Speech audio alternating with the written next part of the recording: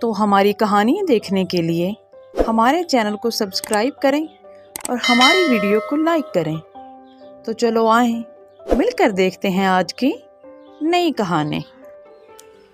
ایک گاؤں میں تاج الدین نام کا ایک بہت ہی اچھا باورچی رہا کرتا تھا۔ وہ جس گاؤں میں رہتا تھا اسی گاؤں کے ڈھابے میں وہ بریانی بناتا اور زندگی گزارتا۔ تاج الدین کے ماں باپ تو نہیں تھے، پر ایک بہن ایک چھوٹا بھائی تھا۔ بہن کی شادی کروانے کے لیے اور بھائی کو اچھا پڑھانے کے لیے وہ بیچارہ رات دن خوب محنت کرتا۔ تاج الدین کی بنائی ہوئی بریانی کئی سالوں سے بچے، بوڑھے اور گاؤں کے باقی سارے لوگ بڑے مزہ لے کر کھایا کرتے تھے۔ اسی کی وجہ سے وہ جس ڈھابے میں کام کرتا تھا اس کا نام بھی کافی مشہور ہو گیا تھا۔ اس طرح اس کی تنخواہ بھی بڑھ گئی۔ ایک دن تاج الدین کے دوست نے تاج الدین کی بہن کے لیے ایک اچھے سے رشتے کے بارے میں بتایا۔ یہ سن کر تاج الدین تو بہت خوش ہوا اور سوچنے لگا کہ یہ شادی تو کسی طرح کروانی ہوگی، چاہے اس کے لیے ادھار ہی لینا پڑے، پر بہن کی شادی ضرور کروانی ہے۔ اس لیے وہ گاؤں کے ذمہ دار کے پاس گیا اور ادھار روپے لے کر اس نے بہن کی شادی کروا دی۔ اپنی بہن کی شادی میں بھی تاج الدین نے خود اپنے ہاتھوں سے بڑا لذیذ کھانا بنایا تھا۔ سارے باراتی کھا کر حیران رہ گئے کہ اتنا لذیذ کھانا۔ وہ سارے کے سارے تاج الدین کے کھانے کی تعریف کرنے لگے۔ ادھر اسی شادی میں لڑکوں کی طرف سے جاوید نامی ایک آدمی آیا تھا۔ کھانا کھا کے اسے بہت پسند آیا تو اس نے تاج الدین کو کہا، تاج الدین بھائی، لندن میں میرا ایک ریسٹورنٹ ہے، کیا تم لندن آ کر میرے ریسٹورنٹ میں کوک کا کام کرو گے؟ آپ کو سیلری بھی اچھی خاصی دی جائے گی۔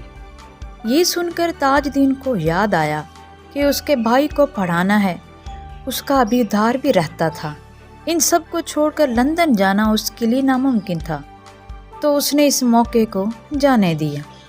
دن گزرنے لگے، ادھار کی رقم کو تاج الدین واپس نہ کر سکا تھا، کیونکہ اس کی تنخواہ تو گھر کے خرچے میں ہی خرچ ہو جاتی تھی۔ بھائی کو پڑھانے کے لیے بھی پیسے کم پڑنے لگے تو تاج الدین بہت پریشان رہنے لگا۔ اسی طرح دن گزرنے لگے پر تاج الدین کی آمدن نہیں بڑھ رہی تھی۔ پھر ایک دن تاج الدین بھائی اداس بیٹھے ادھار کے بارے میں سوچنے لگا تو اسے لندن والے جاوید کی بات یاد آ گئی۔ اس نے تو مجھے ریسٹورنٹ میں کام کرنے کا موقع دیا تھا، یہ بات میں کیسے بھول گیا۔ یہ سوچ کر وہ جاوید کے پاس چلا گیا اور اسے ملنے کے بعد، ارے تاج الدین بھائی، آپ ادھر کیسے آنا ہوا؟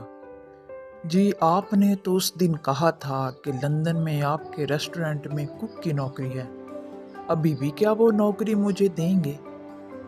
ارے واہ، بہت خوب، یہ تو آپ نے بہت اچھا سوچا اور میری بات آخر مان ہی لی۔ ہاں، تمہیں ضرور موقع ملے گا، میں ایک ہفتے میں وہاں جا رہا ہوں۔ میرا بیٹا آپ کے لندن آنے کے تک کے سارے انتظامات خود کروائے گا، ٹھیک ہے؟ پھر جاوید جب واپس چلا گیا لندن تو پیچھے اس کے بیٹے نے تاج الدین کا لندن جانے کا سارا انتظام 1 مہینے کے اندر کر دیا اور تاج الدین کو پاسپورٹ اور کاغذات وغیرہ دیتے ہوئے تاج الدین نے کہا، بیٹا تمہارا بہت بہت شکریہ میرے سارے انتظامات کروانے کا۔ آپ بالکل فکر مت کیجیے، یہاں ہم سب ہیں نا۔ آپ آرام سے لندن جائیے، وہاں اچھے سے پیسے کمائیے اور اپنے ادھار کے پیسے چکائیے، اپنے بھائی کو اچھے سے پڑھائیے۔